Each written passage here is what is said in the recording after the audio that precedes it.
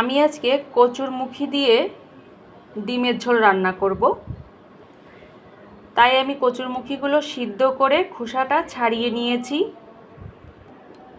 এই বাটিতে আমি দুটো হাঁসের ডিম ভেঙে নিয়েছি, পেঁয়াজ কুচি দিয়ে দিয়েছি,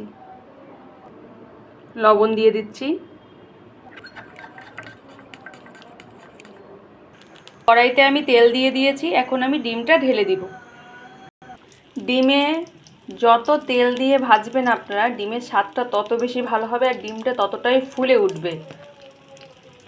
তাই ডিম ভাজার সময় কখনো কার্পণ্য করবেন না, অনেক বেশি করে তেল দেবেন আর অনেক অনেক মজা হবে। ডিমটা আমি খুন্তির সাহায্যে কেটে নিয়েছি। এবার এটাকে আমি কচুরমুখী দিয়ে রান্না করব। এই ডিম ভাজার তেলেই আমি এখন মশলাগুলো আস্তে আস্তে দিয়ে দেব।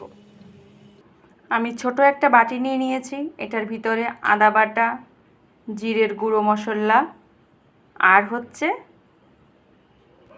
মরিচের গুঁড়া দিয়ে দিলাম। বাটিতে নিয়ে ভালো করে মশলাটা মিশিয়ে আমি কড়াইতে তেলের ভিতরে দিয়ে দিলাম মশলাটা। এখন আমি ভালো করে কষিয়ে নেব। এর ভিতরে আমি একটু হলুদ আর লবণ দিব। লবণ আপনারা যার যার স্বাদ মতো দিবেন। হলুদ দিয়ে দিলাম। এর ভিতরে আমি এখন আমার কচুরমুখীগুলো দিয়ে দেব। এটাকে অনেকে কচুর গাঠি বলে,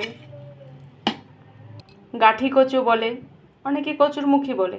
যে নামেই ডাকুক না কেন, নামটা তো সুন্দর আর খেতেও খুবই মজার। আমি তো খুবই ভালো খাই।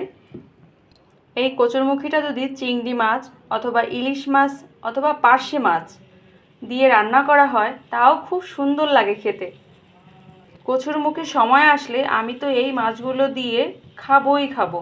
মানে আমি খুবই পছন্দ করি কচুরমুখীটা। এবার জল দিয়ে দিলাম।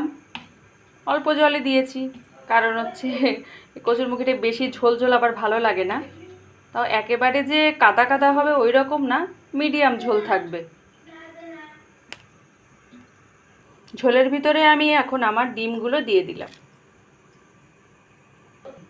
ডিমগুলো কেটে দিয়েছি বিধায় এটা ভাববেন না যে আমি খুবই কৃপণ।